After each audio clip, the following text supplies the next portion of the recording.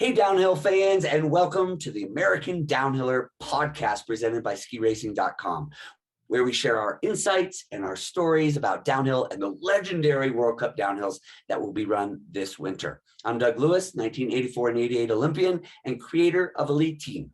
But joining me are three of the most celebrated American downhillers in our history. First up, AJ Kitt, a four-time Olympian and a World Championship bronze medalist. AJ, where are you joining us from, and do you have snow? Well, I'm at home in Hood River, and we have no snow, none. But it is snowing on the mountain. Hood River doesn't get too much snow in the wintertime, but we're getting a little bit up at Timberline. Mountains aren't open yet, but we're crossing our fingers. Nice. Next up, Darren Ralph, a three-time Olympian, world champion, and winner of 12 World Cup downhills. Darren, where are you, and how's your snow? Hey, boys. I'm here in Truckee at home, and like AJ, the whole West struggling. It's been warm. It started raining last night, and we got a little dusting up high, but we have snow coming. Forecast is looking really good for this next week. So cross some fingers, it's coming. But I think they are skiing like Boreal, and then at Palisades Tahoe, they're skiing just on the bottom part, the little snow park area. So the kids are getting out there a little bit. All right, there is a rumor you're going to put on a Kitzbühel bib, get naked, and do a snow dance, but we'll save that for another show. Lastly, our youngest Didn't know about that. Didn't know about that.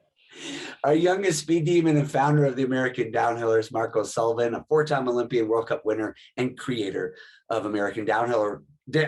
Marco, where are you from, and do you have snow? Hey guys, I am from Tahoe City, but right now I'm out at Copper Mountain in Colorado, home of the U.S. Ski Team Speed Center, and I'm coaching a camp here with some U16s, big speed project. Actually, there's 120 or 130 kids, tons of kids out here with a few mentors and a bunch of club coaches, and they're getting a bunch of Super G training and jump training, and it's a pretty cool project. And someone else, I think, is out here too. And I'll tell you where I am. I am about 10 feet away from Marco in my room, and I'm also part of the speed camp. So Marco, I'll see you in a little bit. Anyway, it's been a lot of fun. We have tons of kids, and they were pushing limits today, and they're just learning a ton. Anyway, thanks for joining us for episode number 3, which will be a little bit different as there's no downhill scheduled this week for the men. The men will be in Val d'Isere for some tech events, a slalom and a giant slalom. So we're going to break down a couple of speed elements for you today. This will be great for coaches, for young skiers, but also for the parents and just fans. So we're going to talk about inspection, why it's essential, how we did it. We're going to talk about course reports. Again, why essential, what we liked in a course report, and then we'll break down the 5 races that we've had already this year. But first, our first question for the American Downhiller podcast. This comes from J Mac, who writes, could each of you describe the point in your careers or the particular race where you learned how to compartmentalize fear or apprehension or stress and turn it into energy, turn it into a drive to win? Who wants to take this one first? When fear turned into something positive for you guys? I think I had a moment of that actually, J-Mac. Maybe not the kind of fear you're thinking about, but a different kind of fear. When I was in Chamonix, 2008, when I was about to kick out of the start gate, I was more nervous than I'd ever been because I knew I was having one of the best weeks ever. I felt amazing, and I could win this World Cup. If I had a good run, I was a favorite to win. And I was like dry heaving in the start. I was so nervous. And, anyway, I found that place in my mind that I was able to turn that fear into drive and just inspiration to go fast. And ultimately I won the race, and it's the only World Cup that I ever won. But it was pretty cool to take that raw emotion and turn it into positivity and be fast. It was pretty crazy. That's a great way to think about it. Fear of failure rather than the fear of dying, which I think he might have been talking about. But I can tell you where fear turned into something positive for me. My first big downhill was up at Sugarloaf, narrow gauge. It's a classic downhill up there. And there's this part called the head wall. And I just remember inspecting and coming to that head wall and asking the coaches, how do we go around this, or what's the deal? And we were going to go straight down it. And the stomach was churning. I probably felt like throwing up, but after inspecting and after talking to my coaches and after reviewing my goals, like this is what I wanted to do, I was able to change that fear of getting hurt into something really positive. All of a sudden, fear turned my senses on. All of a sudden I could feel and see and smell and touch things differently. And that's how stress and how intensity and how fears since then has affected me. All of a sudden I become more focused, and that just happened that day.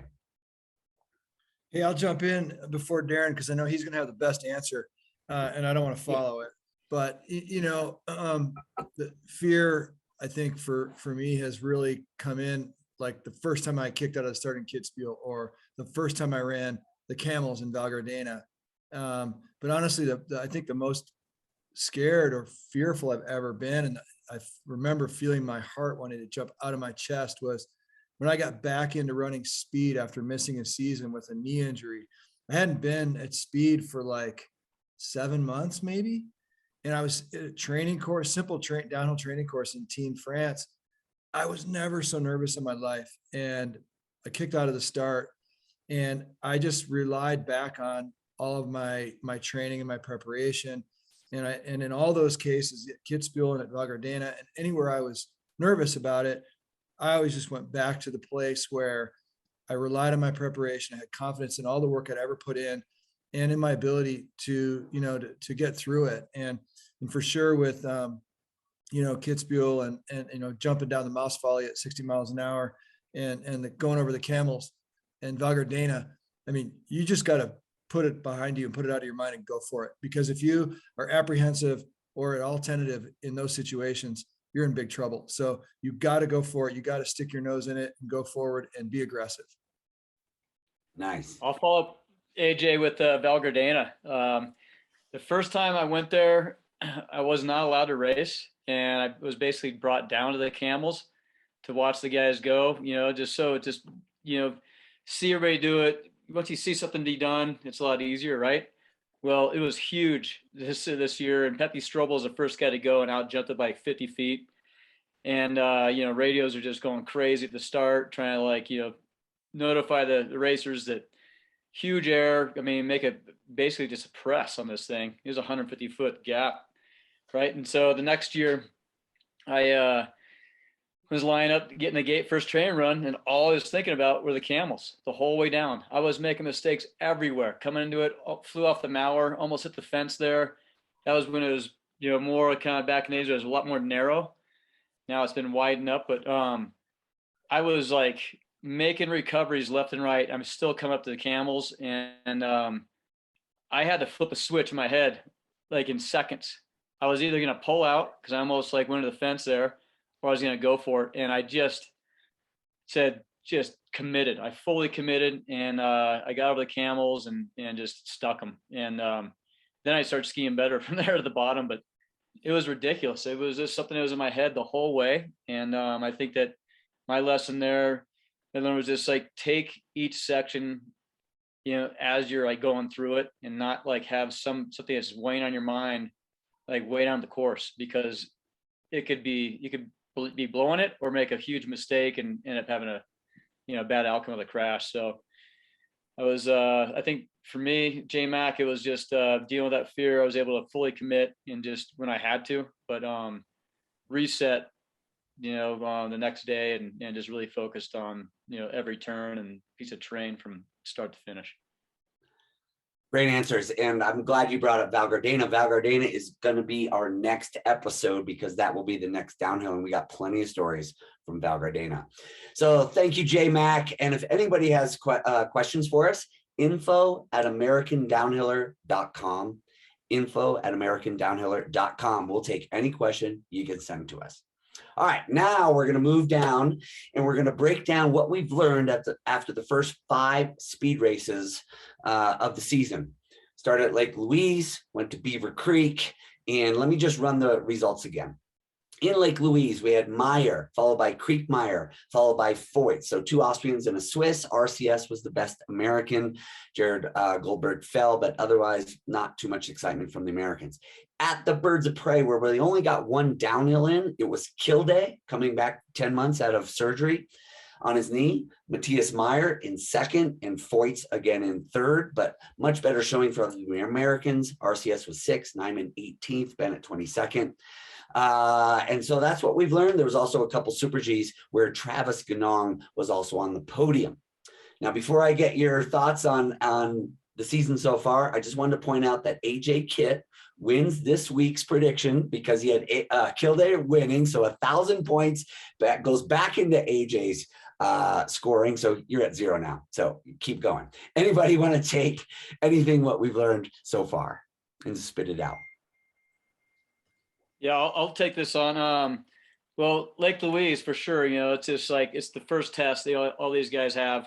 Training's one thing, but like when you jump out of the starting again and race day, it's a whole different deal. And you know, I don't think it was a big surprise. You know, those guys, we all kind of like figure the Austrians are gonna be really strong. I picked Kilday to be in there too. You know, I just think it's like those top guys from the last couple of years are continuing to be, you know, the leaders of the pack. Foyt's obviously really strong. He blew me away, like in the downhill at Birds of Prey. He made a pretty large mistake, but it was in a good spot. It was like on tallow turn, so it's still steep, but he shut some speed down there and he just started just reeling it back in the bottom. The guy's so fast. So he's going to be a huge contender. Obviously, he's been, you know, the overall downhill World Cup discipline winner for like the last couple of years. So he's the last 4 years. Geez, yeah, pretty incredible. So he's going to be in there all season long. But like you said, it was awesome to see RCS jump back in there. Nyman, I saw him before the race, and he's like, I'm still having a tough time, like being fully in full attack mode, skiing with conviction. And I think he did that. He was really happy. I saw him come across the finish line. He just gave a full fist pump. And that was a big step for him. So he's going to his like favorite place, you know, coming up in 2 weeks, Belgradena. And I just think that, you know, there's some good momentum with RCS. Travis in 3rd in Super G. Nyman, Bryce has got to get things rolling. Same with Goldie and Arvidsson too, that was in the race. But I think those guys can start feeding off each other and start making some progress. Let me take that one step further for Sully and AJ. You mentioned Kilda, Meyer, and Foyt. You hear in the fall training that these youngsters are doing well or the rookies are doing well, but time after time, it's the veterans who start off strong. Is it better skis? Is it just more confidence? Why are these veterans, you know, maybe not great in training, but boom, when it counts, they're ready early?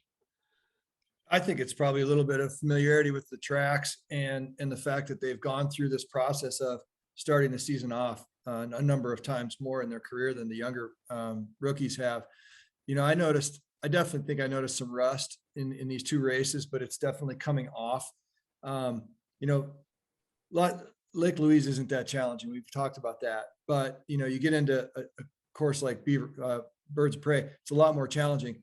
I always felt like I was skiing the best of my season after we left the hardest races, you know, Kitzbühel for sure, Garmisch, you know, just depending on where they were the fastest and most challenging.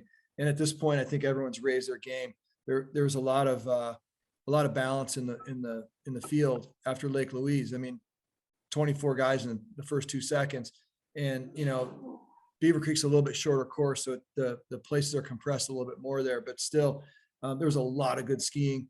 And honestly, there was a lot of little mistakes from most people. I didn't really see a beautiful, perfect run out of anybody at Beaver Creek. So there's room to gain. I know the ski technicians have learned a lot about ski testing. First of all, you know, in Lake Louise on the flats there, but then in Colorado. But you know, the snow changes when you go to Europe, so they might be just getting a whole different packages of skis out for that. But nonetheless, there's been a lot of testing. So this week off will be really good for them. And it'll be really interesting to see how things go in Belgradena. I think, you know, second what all you guys are saying with the veterans being on top, to me, it's just the confidence thing. I mean, they have won in the past, and they expect to be up on the podium. And a lot of these names we hear week after week, you know, they are consistent, which is one thing that our US boys have had a tough time, honestly, forever. I mean, the US guys have never had a ton of consistency especially in these early season races. I think we've seen our guys' confidence build throughout the season, and especially coming into places like Val Gardena, where we've had a lot of success. But our guys, for whatever reason, it's like, it takes a little longer to feel really comfortable on the skis. Who's to say what it really is? But I'm excited that we did have some good results in Beaver Creek there on that downhill, and looks like people are fired up going to Europe. One thing that we had in the Super Gs was a lot of tactical errors. You know, I've been out of the sport 35 years, and I inspected, and I knew that Screech Owl was going to be tough. I knew there were some tricky spots, yet we saw these veterans and rookies alike making these tactical errors. I'm just going to throw that out there. Is it just, are they not inspecting well? Or is it race day? Like, I gotta take more chances. How do you explain so many tactical errors on those Beaver Creek Super Gs? Anybody have an idea? I would agree with you, Lou, on that. You know, when you inspect a course as a World Cup, or you see the places where you cannot blow a certain turn, you know, because there's a long flat section after it. One of those spots on Beaver Creek is the Screech Owl Jump, which it's got about 10 seconds of dead flat before you go off the Golden Eagle Jump. And we saw a lot of guys in that first race. There was a bit more of a turn set over the Screech Owl in the Super G, and some of the guys just boned it, and it was like kind of impressive that that was happening. And it's the focus coming off of Lake Louise, where it's a little bit mellower, and right into the game time of Beaver Creek. That could have been it. More in your face, but yeah, we got to hold these guys accountable. They're the best in the world. Let me throw something out there. I mean, you know, Lake Louise isn't very fast. They got one race up there, one training run, I think, as well. They go to Beaver Creek, one training run, then they have 2 days of Super G, and then they come back to downhill. There's not really a good rhythm here of those guys, you know, getting consistent runs with the timing and the speed of downhill. And it's definitely different than Super G, which is a little bit more rhythmic. And frankly, you know, Beaver Creek on race day always comes at you faster than you expect it to. And so that's, I think, where some of this tactical stuff may show, because with line, as you guys know, and speed, you increase the speed a little bit and you got to make a rounder line over a blind corner or into a jump much more than you think. And certainly if you're going, you know, 5 or 7 miles an hour, a little bit slower, you can cut line. You're not going to fly as far, and the timing is a little bit more delayed. So I think there's a little bit of that in there as well. And that's what I mean about there's a lot of rust on it still for all those guys. Yeah, and the Super G too. I mean, correct me if I'm wrong, but most of the top Super G skiers did well tactically. It was more the downhill guys, you know, that kind of blew it. I mean, you make one little kind of like timing mistake, you know, just a little bit late on pressure, and you're not coming from behind on that like right footer over Screech Owl, and you are playing catch up right there, big time. And I mean, Travis started second in the Super G.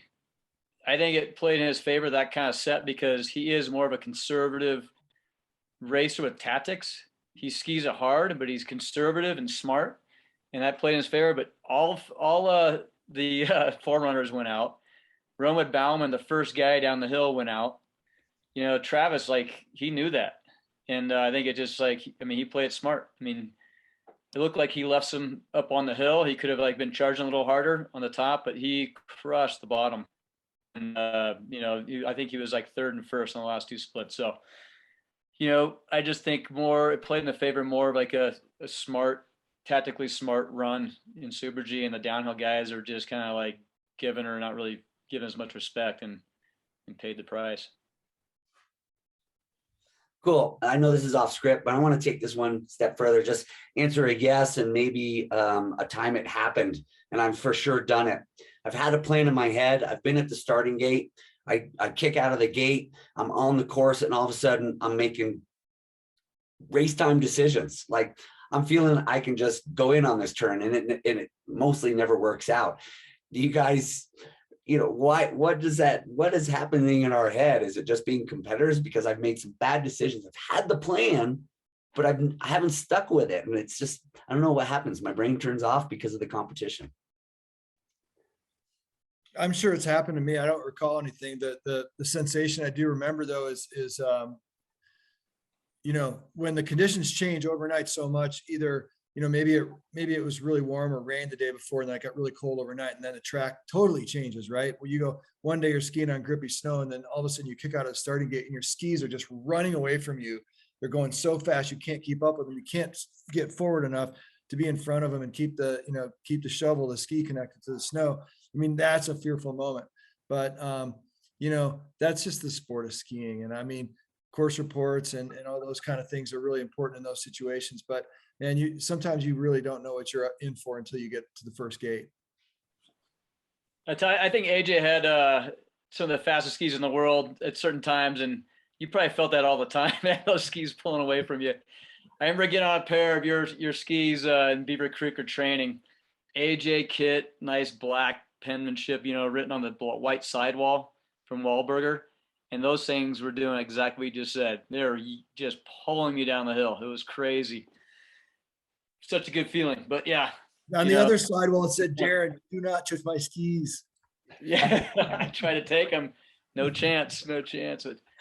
No, I mean, we've all been in that middle of that race run and made a good decision because of conditions, but we've also probably made some bad decisions and we've learned from it.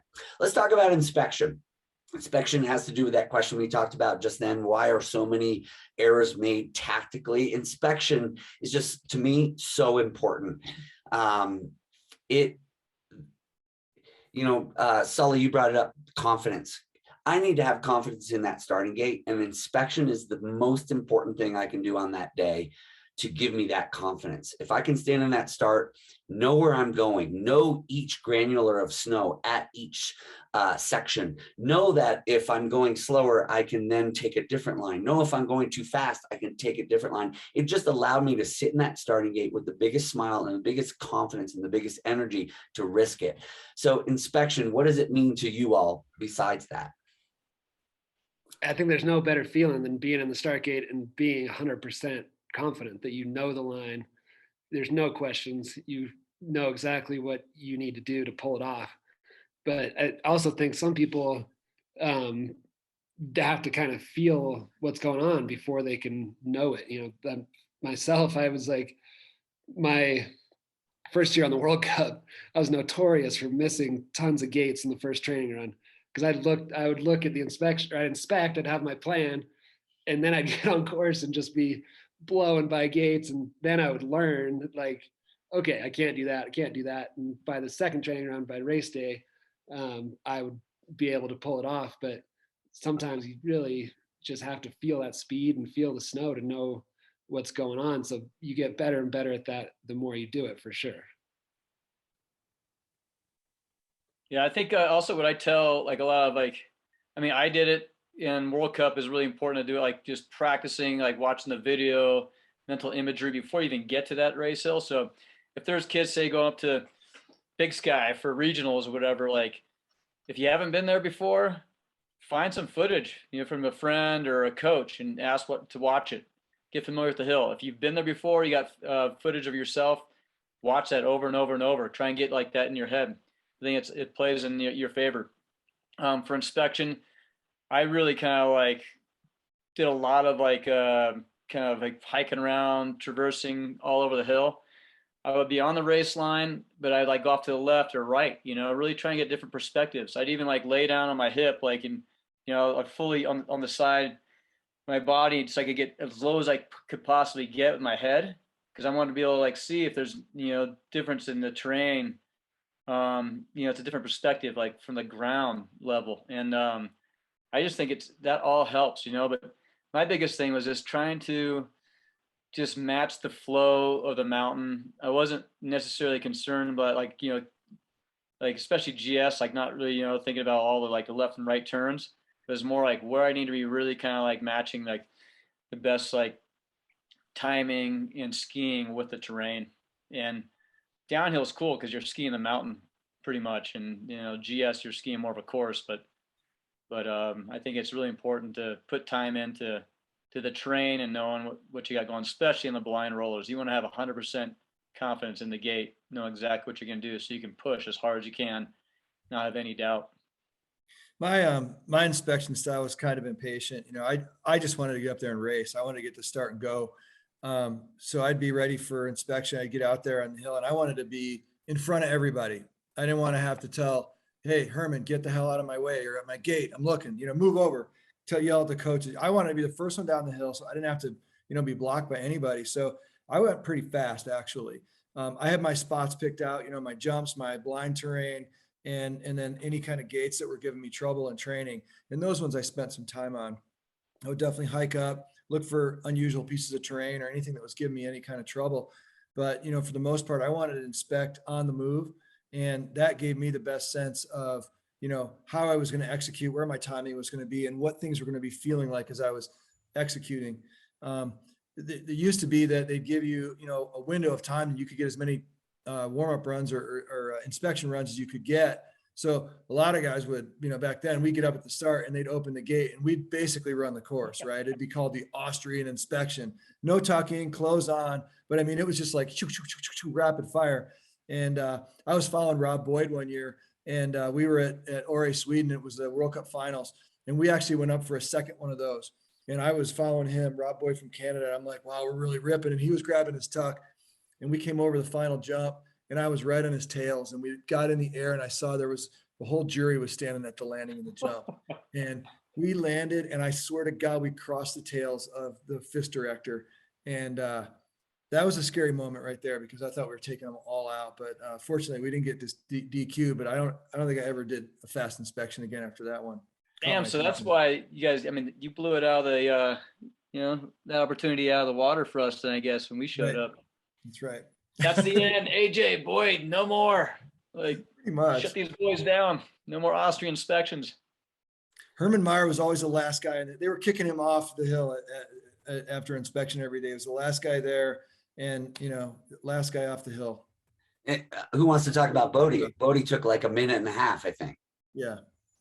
Yeah, guys would time Bodie, coaches would time Bodie's inspection and see how fast it was going to be to his race run. He would be down in less than a few minutes sometimes. Like AJ was talking about the Austrian inspection, that was Bodie's only inspection, and yeah, he was notorious for that.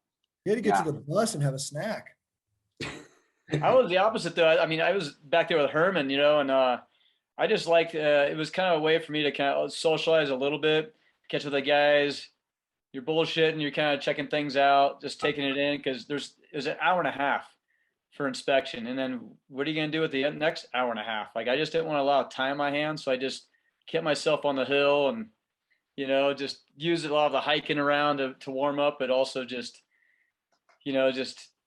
taking it all in. So, it's like you said, Bodie would flash his inspection. I'd take maximum amount of time, and it worked out for him, worked out for me.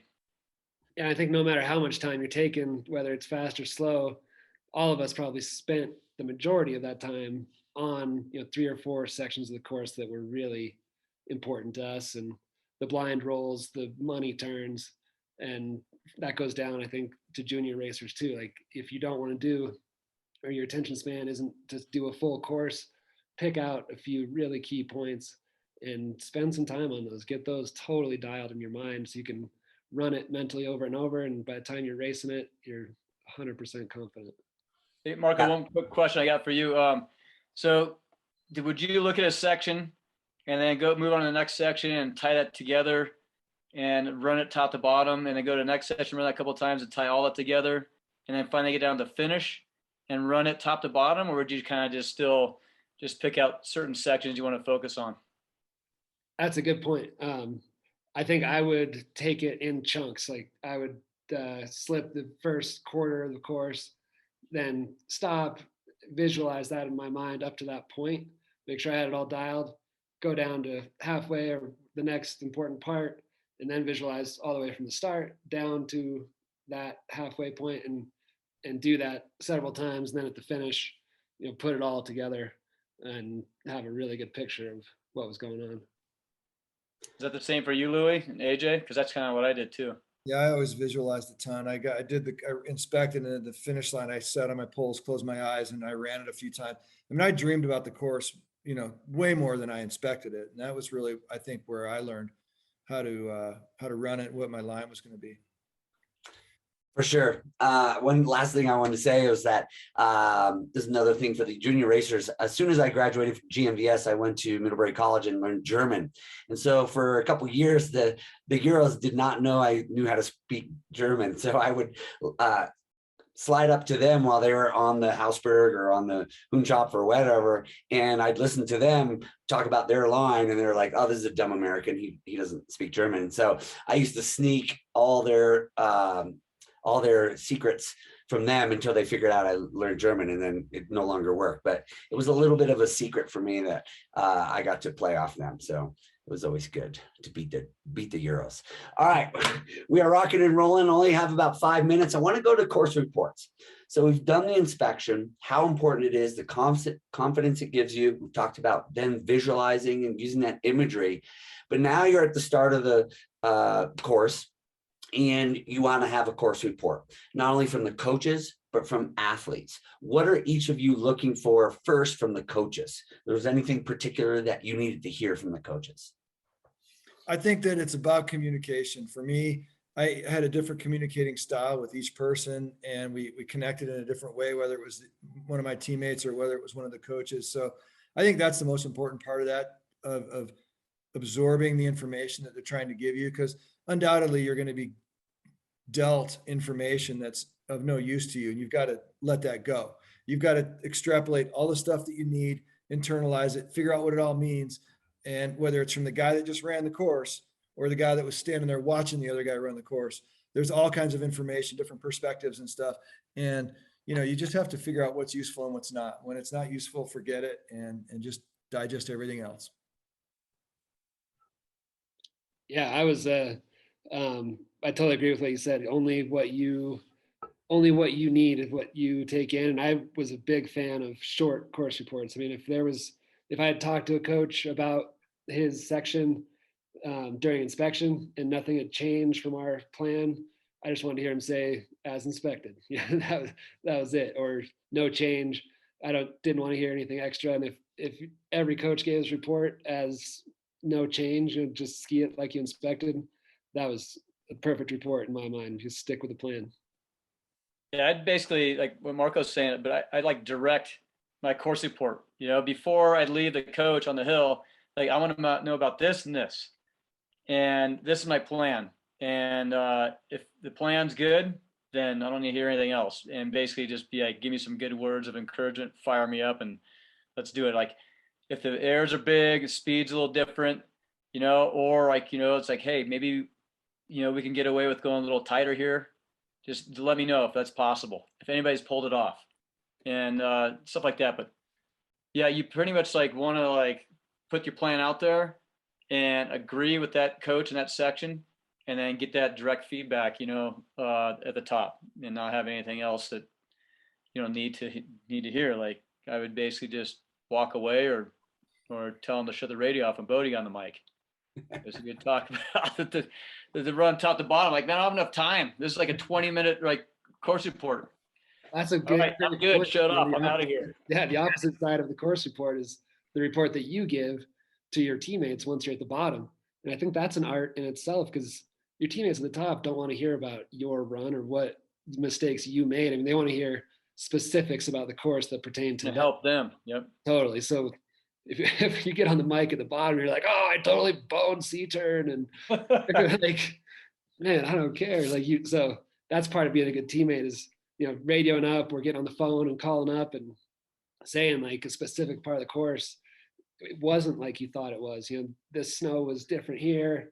This was just unexpected, and relay that to your buddies or your teammates. And that can be super helpful. And if you don't have anything to say specifically on the course, just throw it out there, man. It is so fun. Like just light it up, like get it on, and that right there, I think just puts like, your teammates in the right place. And that's what I'd want to hear, from Marco at the bottom, and for a race run, just like right on, man, time to throw down. So Yeah, encouraging yeah, words is good too. Yeah, there's a communication that has to be built, and that's why teams are so tight. There's that trust. I need to know that they're like, okay, the speeds are what inspected. I need to be able to trust them. When they say on a blind knoll, hey, instead of 12 o'clock, it's 11:30. Boy, that trust and that communication that you have built with your coaches and teammates definitely has to be there. That's for sure. And you want to know who you're talking to. If AJ had something up for me, I know it was going to be technical and it was going to be sound. But a guy like Chris Hendrickson, some of my other coaches, I just wanted to hear, go for it. It's great. You got it. It's more of a mental course report for me, for sure. So we know Bodie was a little long. Any other funny course report stories out there from anyone?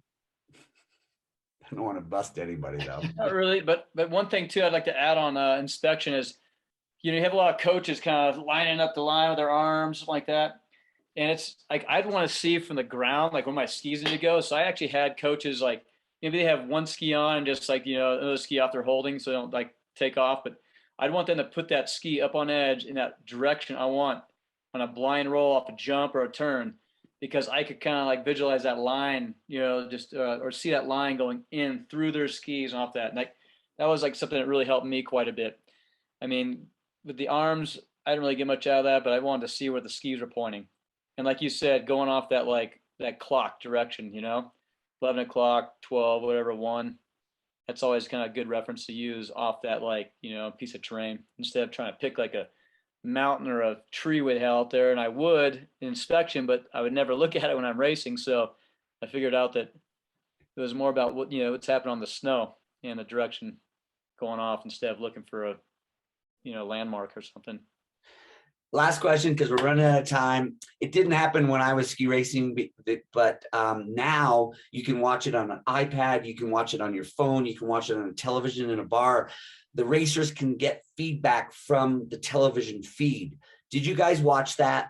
Did you like it? What are your thoughts on that real quickly? I think I had the experience of during my career at transition in the beginning of my career, Louis, when you and I raced together, there was none of that, no opportunity. But then as I progressed towards the last few years, there was always the television at the start. We didn't have the phone thing going yet, but the television was really helpful for us to get a little bit of a look. And frankly, it gave the later starters a bit of an advantage over the early guys. Yeah, I always thought up to a point you wanted to see what was going on. Watch a couple guys that you knew were going to rip and make sure it looked like you thought it was going to look. The only times I remember that getting me in trouble were when you're starting back in the weeds, you end up watching just person after person, and maybe they're making mistakes or crashing, or you start getting a little seeded doubt in your mind just because you're watching it so much, So I'd try and watch a few guys and then pull away. Yeah, for me, I actually avoided that. I did not like to have anything else in my head. I had my own plan dialed in. I believed in it, and I believed in my coaches, the reports I get back, or the other like athletes on my team. I just felt like, because I did it a couple times, and I watched somebody screw up, and I kind of paid more attention to that screw up. And like so much happens, on a course. So you can't, if somebody makes a mistake in one section, doesn't mean you're going to make a mistake there. And so I just started like completely like avoiding, any of the, the TV. And I was racing back in, late 20s, so on start positions the last couple of years. So I had a lot of opportunity to watch guys ski in front of me on TV, but that was not for me. So I think probably most racers will tell you that there's a point where you got too much information, both with inspection, course reports, and things like watching it on TV. Like you're saying, Darren, it's easier just to go off of, your own execution, your own plan, and really just go on raw instinct. And props to Darren for doing that. And that's a sign of extreme self-confidence and trusting in your plan and not caring what the other people do, just being fired up to dial it in. Awesome. Awesome. I think it's a great place to wrap. I think the overall message was that everyone's different. You got to know yourself, be self-aware, what you like to see, how much information you want. The more you can learn about this as a U14, U16, it's always going to help as you start to travel and start to go higher levels. So thank you, Sully, Darren, and AJ, and thanks everyone for listening and watching to the American Downhiller podcast. If you liked it, please spread the word, share with your friends, coaches, teammates in your club. You can find us on skiracing.com, on the Elite Team YouTube page, and now in audio form on either Spotify or Apple. Just search American Downhiller Podcast. Hey, next week we will be talking about Val Gardena, the bumpiest airtime filled downhill on the circuit. It's fun, and all the racers love to stop in northern Italy because of the race course and the food. I'm going to talk a lot about the food. It is also home to the camel bumps, the biggest air on the circuit, and we will tell you what it is like to double those. Thanks, everybody. Thanks, Sully. Thanks, Darren. Thanks, AJ. Pray for snow. We'll see you next week.